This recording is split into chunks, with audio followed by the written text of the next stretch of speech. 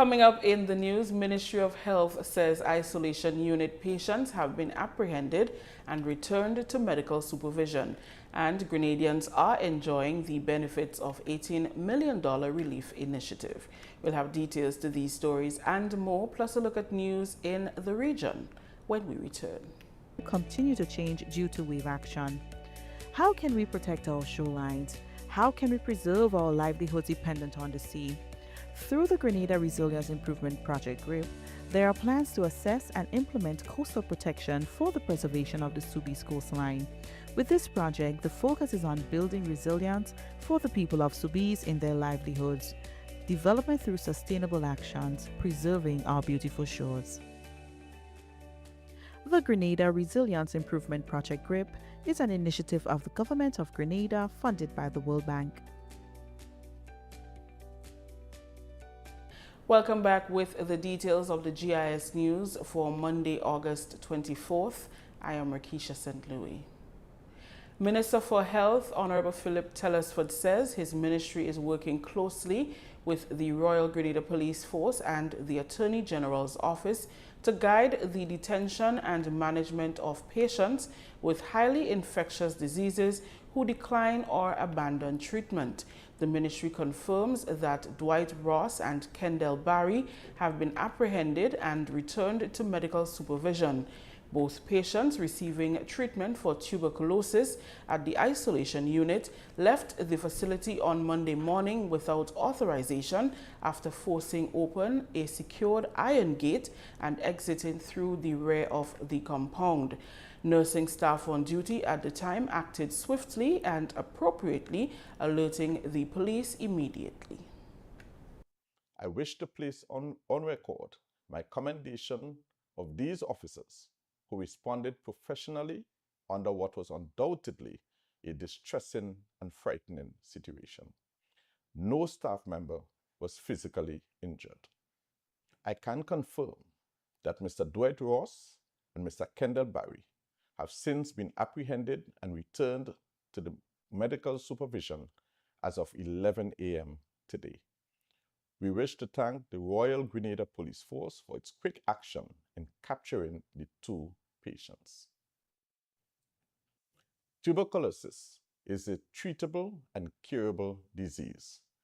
Patients who remain on their prescribed treatment become substantially less infectious within a short period of time. The ministry is seeking the guidance on the legal framework governing the detention and management of patients with highly infectious diseases who decline or abandon treatment. I have directed a full review of the security infrastructure and staffing arrangement at the isolation unit, including the physical integrity of doors, gates, and perimeter access. Also, duress alarm system and safety protocols for staff assigned to the isolation facility.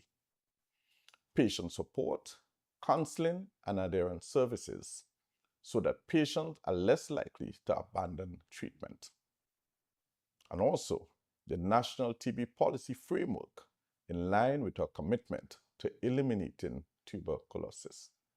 Grenadians have started to enjoy the benefits of the government's cost of living assistance program designed to cushion households, businesses, and the national economy against the rising global food and energy prices.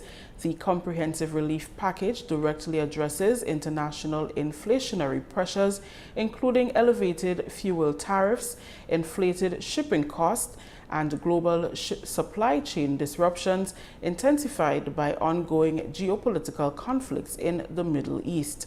More than 38,000 households will benefit from the targeted economic relief. The initiative's overall fiscal impact is estimated at approximately $18 million. Key measures include 100% removal of VAT on electricity for all consumers from August to December 2026, removal of the customs service charge on diesel imported for electricity generation, thereby decreasing the customer cost of electricity, increase of the monthly electricity subsidy from 50 EC dollars, alongside an expansion of the eligibility threshold from 99 kilowatt hours to 200 per month. Communications Officer Dwight Sampson highlighted the two upcoming VAT-free shopping days, August 28th and 29th, covering groceries, school supplies, hardware, and appliances. Items that generally find in the grocery stores and other establishments will be zero rated, VAT zero rated. So you will not be paying VAT on those items. Of course, VAT in Grenada is 15%. There are items already VAT zero rated, so you would not see a difference in those prices. But for items and goods and commodities that have VAT included in their prices, those will be zero rated, and so you would see a little difference when you head to the cashier. General household items, those are the items that basically general use, everyday use items, are the items that you will see a difference when you head to the cashier. But bear in mind that there are items that are already zero rated in VAT, so those prices will remain the same. But for other items, you generally see a difference. Sampson addressed the concern about imported items on the VAT-free list. Items that are imported into the country are liable for various taxes, and one of those are the CARICOM tax, the import levy, and so on. Those items will not experience VAT-free because those items, after you have gone through the customs process, the VAT is added on to that cost. So you will pay that, because remember, it's just those particular 2 days that are generally VAT-free. For items that are imported, they will have probably bought them a week or two, something a month or so prior to the VAT-free day. Even if you buy it on the day itself that is VAT-free, the item does not come into the island until maybe a week or two, whatever extended period of time it takes for the shipping and processing. So you will not see the removal of VAT on those items. Additionally, other items will not be covered under the VAT-free shopping days, as Communications Officer Nikisha McDonald explains.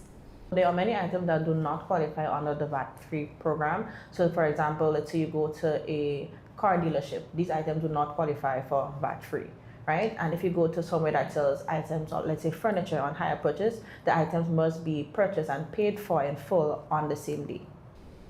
Other designated VAT-free dates will be announced for September and October. The Mount Hartman By Road leading onto Lansopine Main Road has been temporarily closed from today, Monday, August 24th, to facilitate critical road development and upgrade works. Officials of the Ministry of Infrastructure, Public Utilities, Civil Aviation and Transportation say the temporary closure is necessary to allow contractors to undertake extensive road improvement works to enhance the safety, durability and overall quality of the roadway. The road will remain closed for 5 weeks. These improvements form part of government's ongoing commitment to upgrading the national road network and providing safer and more efficient transportation infrastructure for residents and motorists. Motorists and residents are advised to utilize alternative routes where available and to follow all posted traffic signs, barriers and directions from authorized personnel. The ministry urges all road users to exercise caution when traveling in the vicinity of the work zone and to allow additional travel time to accommodate any required detours. This is the GIS News. We'll be back after the break. It is with focus on communities and livelihoods, a nation begins to grow. This growth is the strength and determination of a people establishing sustainable living. Such is the development of our nation, the preservation and protection of our communities. The Grenada Resilience Improvement Project Group is an initiative which seeks to improve the infrastructural capacity of our nation for resilience. In this major civil work project, we will see the reconstruction of the Balthazar Bridge and coastal protection for Subies. This is another step towards sustainable development for our communities, for our nation.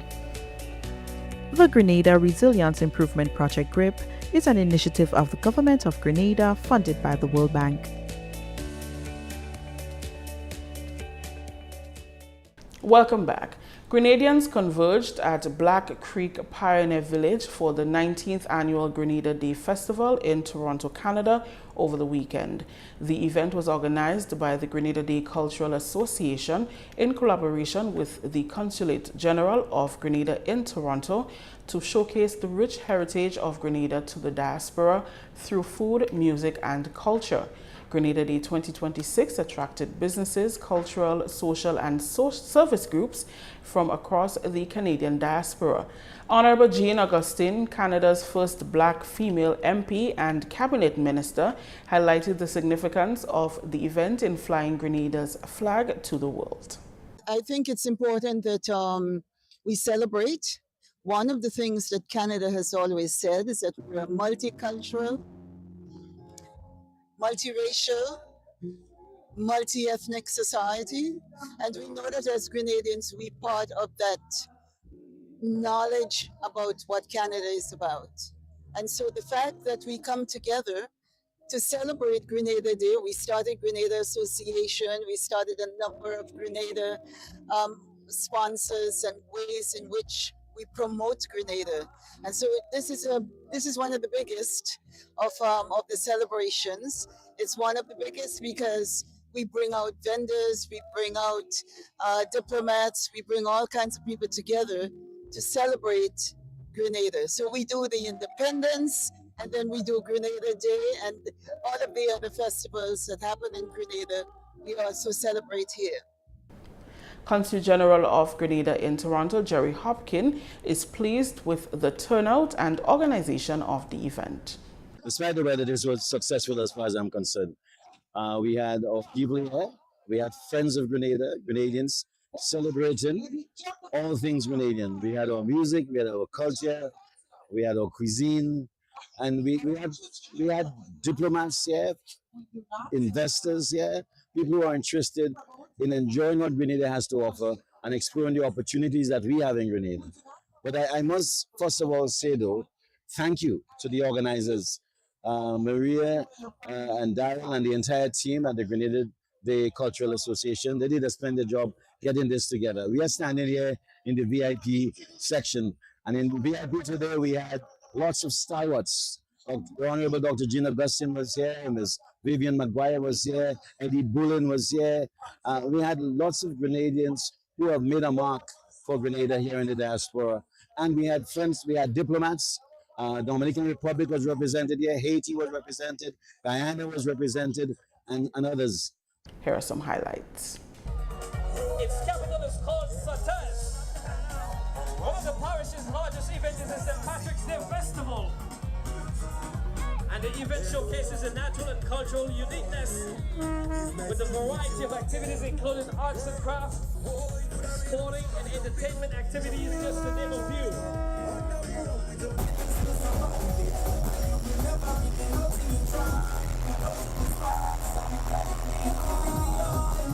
In 1650, the French name was Mont de Combat, which is part of the French territories.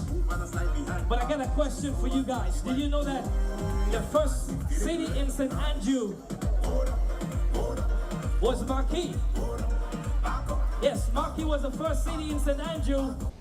Finally, in the local segment, participants at the Regional Green Cooling Training Workshop expressed appreciation for the wealth of information and practical knowledge gained during the sessions. Sherman Edgar spoke on their behalf. Training challenged us to completely rethink our approach. We mastered the critical safety practices and room applicability calculations required for natural refrigerants, which are fundamentally different from conventional air conditioning or HVAC systems. The most tangible outcome has been our hands-on mastery of new modern tools, specialized equipment. This practical experience has opened massive opportunities for our professional development. It has bridged the gap between global policy and safe real-world implementation. Because of this investment, we are now fully equipped to return to our homes or our islands to train the next generation of technicians and safely usher in renewable, climate-friendly technologies across our region and our islands. The closing ceremony of the Regional Green Cooling Training Workshop and relaunch of the Green Cooling Training Center was held on Friday. Participants included students and regional air conditioning professionals in 5 days of hands-on training. They were given tools to practice what they learned. Director of Renewable Energy and National Ozone Officer Leslie Smith says that good relationships were established over the 5 days and is satisfied with the outcome of the workshop. He said he is particularly impressed with the participants' response to what they have learned and is confident that Grenada is on the right track to becoming the air refrigerant hub in the region. People were identifying basic errors that they were doing in the field with handling natural refrigerants. And this is what this is about. And that is why we want to make Grenada this regional hub for advancing natural refrigerant. We've been doing this since 2005.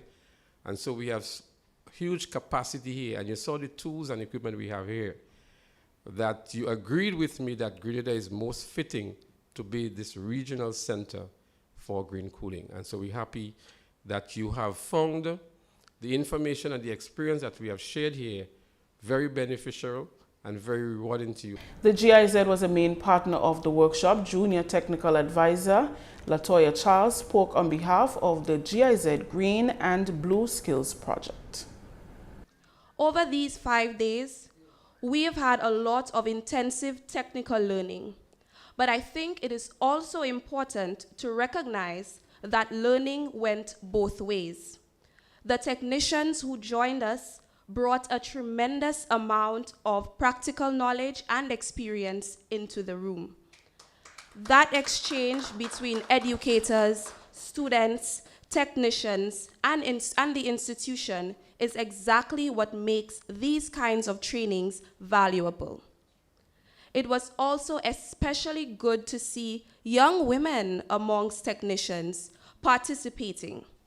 In a field where women are still very much the minority, their participation matters, and we hope to see more women taking up these opportunities.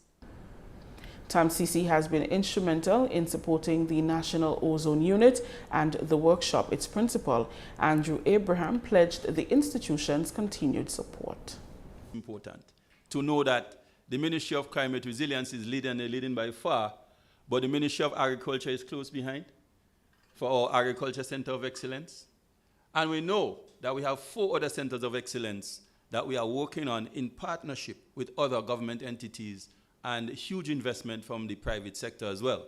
So it's important for us to highlight that not only we are looking after our environment and the partnership that we are able to build and continue to build here at TAMCC would bring the kind of benefits to Grenada and by extension to the region. I think this is commendable. This is the GIS News. We'll take a look at what's happening in the region when we come back. Welcome to the Caribbean, a paradise inhabited by millions.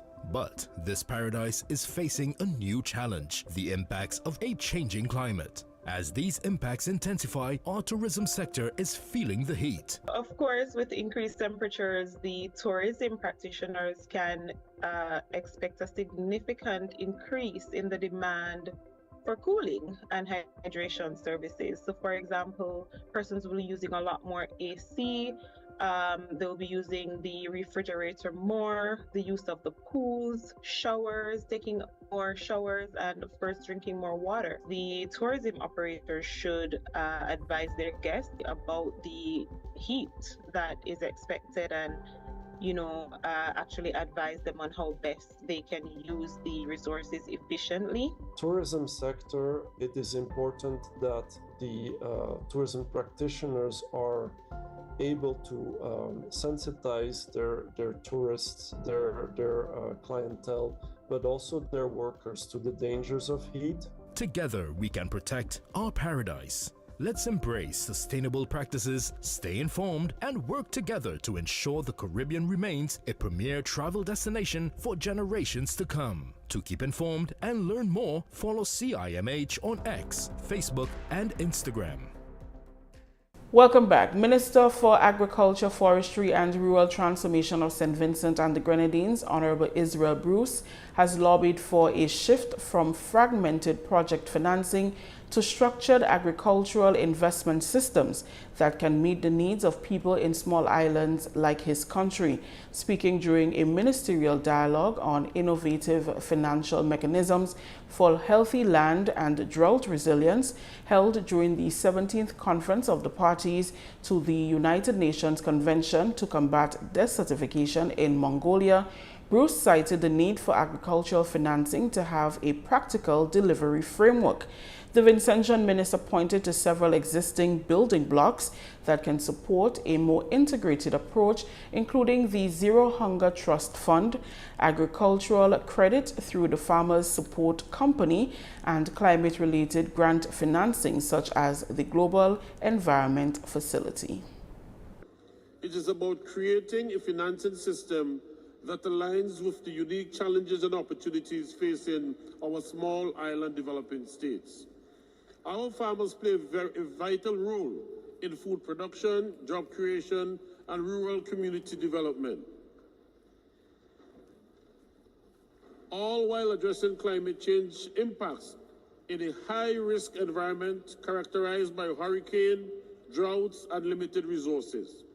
The present challenge we face is not merely a lack of funding initiatives. It is the need to unite existing financing tools into an agricultural investment system that is cohesive.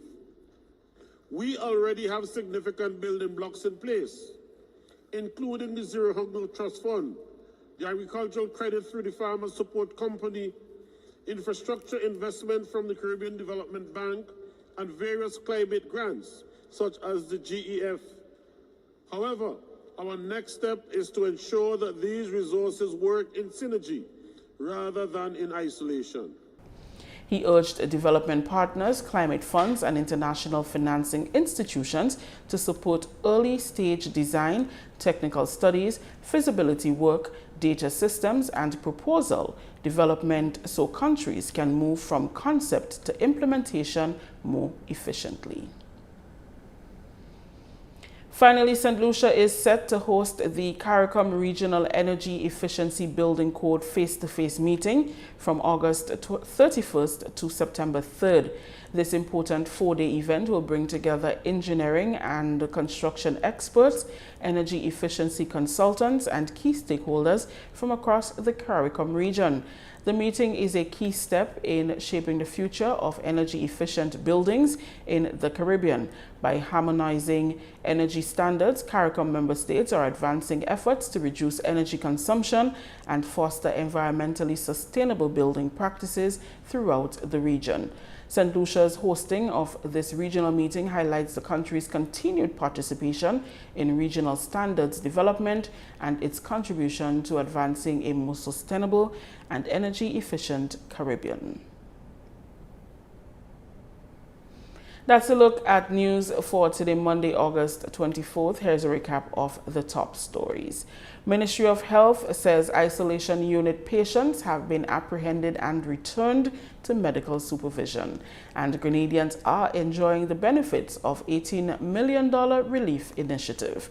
On behalf of the news and production team, I am Rakisha St. Louis, thanking you for joining us.